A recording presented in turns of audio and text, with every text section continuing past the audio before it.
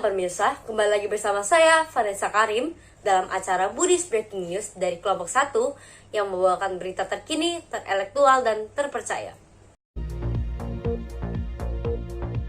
Berita kali ini datang dari ratusan warga Jakarta yang pergi mudik ke Medan dalam rangka merayakan Cengbeng. Cengbeng atau yang dulu dikenal sebagai Festival Qingming merupakan hari penting bagi para umat keturunan Tionghoa karena pada masa ini pintu neraka akan terbuka sehingga roh leluhur dapat dengan bebas pergi.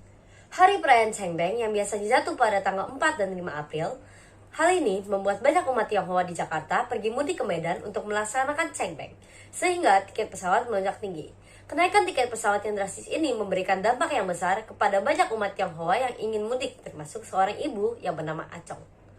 Dalam video ini, Ibu Acong terlihat sedang melontarkan sejumlah kata tak pantas kepada petugas bandara karena meningkatnya harga tiket yang drastis. Babi banget! Saya sudah cek dari kemarin. Semua tiket pesawat harganya gila-gilaan. Ya kambing!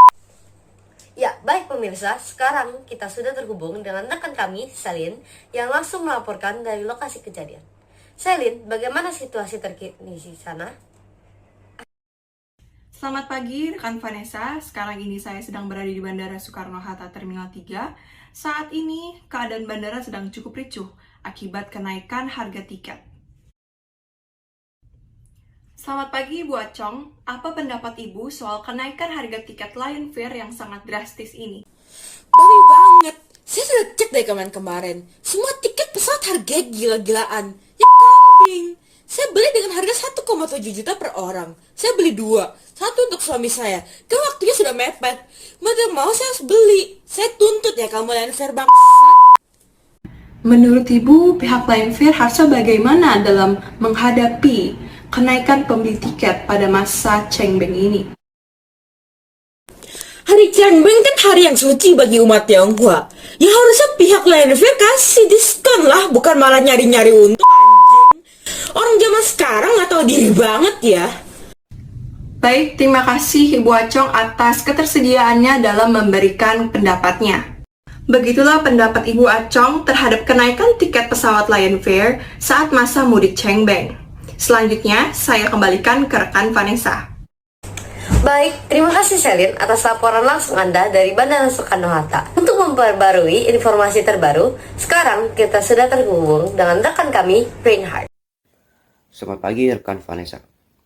Pemirsa, perlu diketahui bahwa dalam perayaan Cengbeng terdapat beberapa peraturan yang tidak boleh dilanggar, seperti beberapa diantaranya itu wanita hamil tidak boleh ikut berziarah karena energi yin dapat memengaruhi kehamilan. Dan juga anggota keluarga tidak boleh mengenakan baju berwarna merah karena warna merah dilambangkan sebagai tanda perayaan. Serta disarankan untuk tidak berfoto di pemakaman karena dapat mengganggu keseimbangan yin dan yang. Kemudian ada juga tata cara dalam melakukan ziarah Cengbeng, seperti membersihkan makam, menyusun hio, mempersembahkan makanan, pembakaran barang-barang, dan melakukan sembahyang. Untuk mengetahui informasi mengenai Cengbeng lebih dalam, sekarang kami bersama dengan Pak Yukmen, mantan ketua Waludi. Menurut Yukmen, perayaan hari Cengbeng itu apa? Cengbeng itu sebenarnya itu nggak ada hubungan dengan agama. Itu hanya tradisi dari orang Tionghoa. Tionghoanya yang lebih fokus tuh dari suku etnis Han disebutnya. Nah, Cengbeng itu sebenarnya terjemahan dari Qingming. Qing itu bersih, Ming itu terang.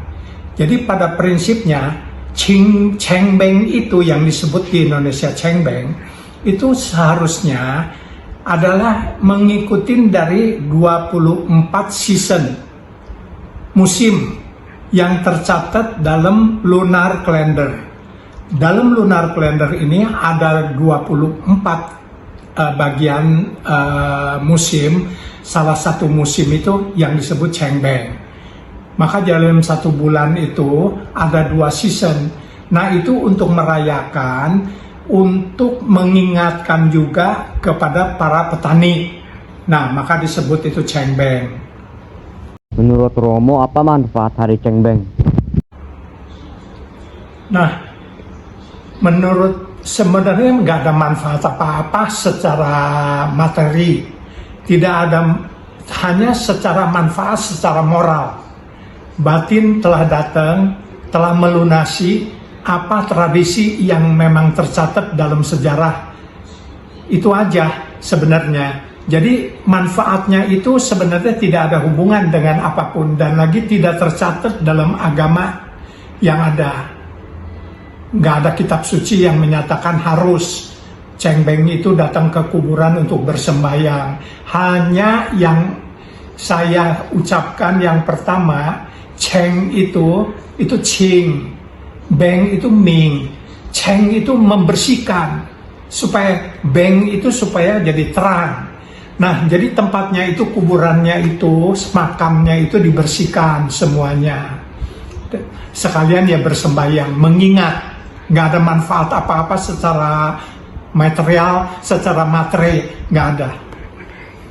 Lalu mengapa warga Tionghoa rela mengorbankan waktu dan biaya untuk melakukan kegiatan Cengbeng?